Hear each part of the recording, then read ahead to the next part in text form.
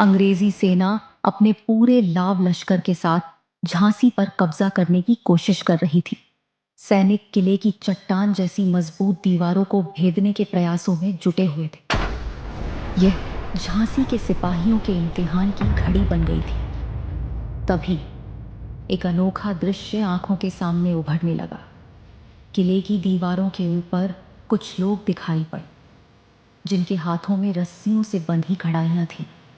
अचानक किले में घुसपैठ करते हुए अंग्रेज सैनिकों के ऊपर खौलता हुआ तेल और पानी बरस पड़ा। हर तरफ दर्दनाक चीखें गूंज उठी। इस कार्य को अंजाम देने वाली कोई और नहीं बल्कि झांसी की वीरांगनाएं थीं, जो लक्ष्मी बाई की फौज में शामिल थीं। ये खौलता हुआ तेल और पानी झांसी की इन महिला सिपाहियों का उबलता हुआ देश प्रेम था, जो अंग्रेजों के काले इरादों पर आग बनकर बरस पड़ा। लक्ष्मीबाई की सेना की एक अमर योद्धा थी मोती बाई, जो एक साधारण नर्तकी से रणभूमि की शान बनी।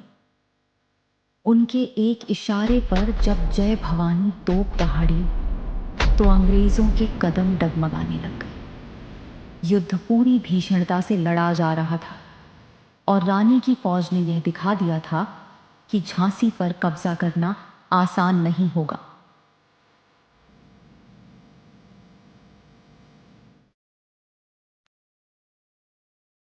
दस मई 1857 की सुबह अंबाला नींद से नहीं, बगावत की आग से जागा था।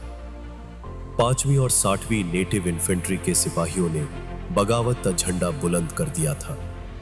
हालांकि ब्रिटिश हुकूमत को समय रहते इस विद्रोह की भनक लग गई थी और उन्होंने इसे दबाने की सारी कोशिशें की, लेकिन तनाव खत्म होने से अभी कोसों दूर था। ब्रिटिश हुकूमत के लिए पंजाब पर नियंत्रण बनाए रखना बेहद जरूरी था। इसे खोना पूरे हिंदुस्तान को गंवाने के बराबर था। कुछ समय पूर्व ही बिछाई गई टेलीग्राफ लाइनें अब तक उनकी जीवन रेखा बन चुकी थी, जो हिंदुस्तानियों की हर आहट की खबर उन्हें पहुंचाती थी। यही टेलीग्राफ था जिसने पंजाब के चीफ कमिश्नर जॉन लॉरेंस को खतरे की पहली खबर दी थी, और यही वो टेलीग्राफ था जिसने दिल्ली से क्रांति की पहली चेतावनी सुनाई थी। बाहर दोनों तरफ तनाव अपने चरम पर था। ब्रिटिश सिपाही चारों ओर से बंदूकें ताने खड़े थे। युद्ध अभी टला जरूर था, लेकिन इरादे अभी भी फौलादी थे। पर अंग्रेजों का हुक्म का इक्का था उनके ऊपर से गुजरती इलेक्ट्रॉनिक टेलीग्राफ लाइन, जो पूरे साम्राज्य की जीवन रेखा और उनकी सबसे बड़ी ताकत थी। अंबाला के टेलीग्राफ ऑफिस की हवा में किसी अनहोनी की दस्तक गूंज रही थी। आखिरकार जॉन लॉरेंस के लिए पंजाब की ओर संदेश भेजा गया, लेकिन टेलीग्राफ की हर एक खटखट के साथ अनहोनी का डर भी बना हुआ था। आइए जानते हैं उस ऐतिहासिक टेलीग्राम के पीछे की पूरी कहानी। अंग्रेज अंबाला के नए चर्च में पहली बार सम्मिलित होने वाले थे। भारतीय सिपाही जानते थे कि क्रांति को अंजाम देने के लिए रविवार का दिन ही सटीक था, क्योंकि इस दिन ईसाई लोग प्रार्थना के लिए चर्च में इकट्ठा होते थे। नया चर्च भारतीय सिपाहियों के बैरक्स के पास था। इस नजदीकी से सिपाहियों को विजय की बेहतर संभावना थी। तय था कि जब अंग्रेज सिपाही और अफसर अपनी प्रार्थनाओं में व्यस्त होंगे, तब वे अपने हमले को अंजाम देंगे। पर 9 मई की रात चर्च तैयार ना होने के कारण अचानक पुराने चर्च में ही मिलने की बात तय हुई, जो यूरोपियन लाइंस के पास था। अब अंग्रेजों को मदद मिलने और क्रांति दबाने का खतरा बढ़ गया था। पर 60वीं नेटिव इन्फेंट्री ने अपने इरादे नहीं बदले और पुराने चर्च पर ही हमला करने की ठानी।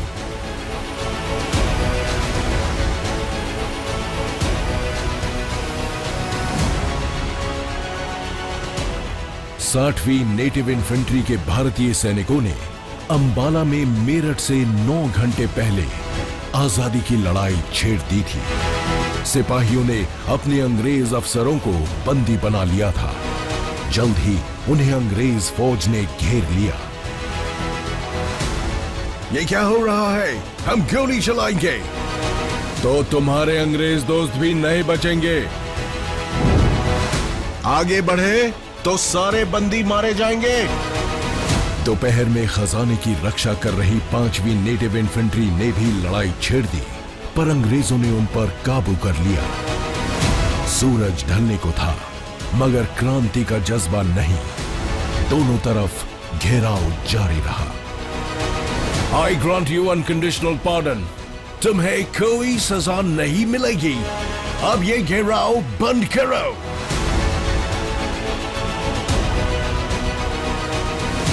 सिपाही मौके की नजाकत को समझकर पीछे हट गए। असल में 1857 में अप्रैल के आखिरी दिनों में कुछ और भी हुआ था। साहब, खबर देनी है। बोलो श्याम सिंह। साहब, अंबाला में सिपाही लड़ाई करने वाले हैं। मैगजीन और गोला बारूद कब्जाएंगे, कत्लेआम होगा साहब। बाजार कोतवाल ने भी खबर दी है कि अगले इस हफ्ते में दिल्ली, मेरठ और अंबाला में खून खराबा होगा।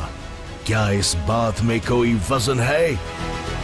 जी जनाब, खबर हवा जैसी है, फैल ही जाती है।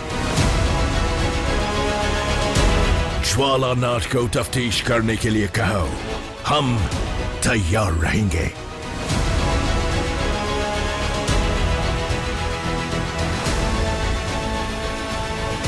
ज्वालानाथ की तफ्तीश से ये सामने आया कि दिल्ली और अंबाला के सिपाही क्रांति की योजना बना रहे थे। 10 मई की क्रांति के जल्द बाद जनरल एंसन ने एक बैठक की। उन्होंने निर्देश दिया कि सेना को छोटे छोटे समूहों में विभाजित करके अलग अलग क्षेत्रों में भेजा जाए, ताकि वे एकजुट होकर विद्रोह ना कर सकें। स्वतंत्रता सेनानियों को नियंत्रित करने के लिए 60वीं नेटिव इन्फेंट्री को दिल्ली फील्ड फोर्स के साथ रोहतक भेजा गया, लेकिन पहुंचते ही पूरी रेजिमेंट ने क्रांति छेड़ दी और दिल्ली की ओर बढ़ गए। 5वीं नेटिव इन्फेंट्री को अंग्रेजों ने अंबाला में ही पीछे छोड़ दिया था, लेकिन जैसे ही दिल्ली फील्ड फोर्स अंबाला से गई, उसके 1/4 सिपाही रात में ही निकल गए। कुछ सिपाही कैंट की तरफ निकले। कसौली के खजाने से 32,043 रुपए लूटे।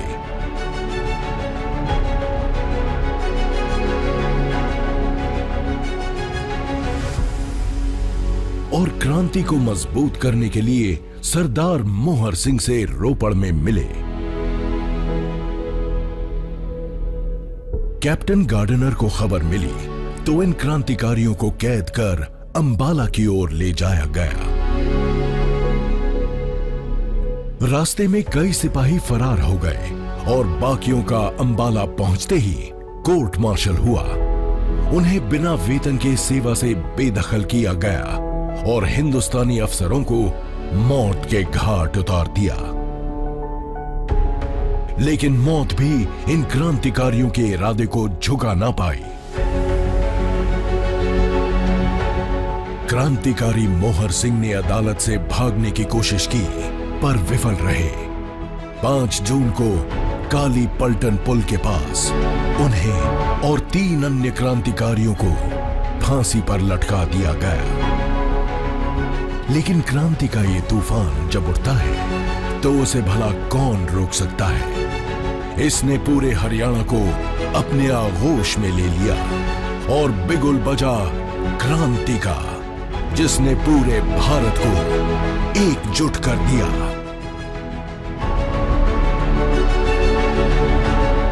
सूरा सो पहचानिए जो लड़े दिन के हेत, पुरजा पुरजा कट मरे कबहू ना छोड़े खेत।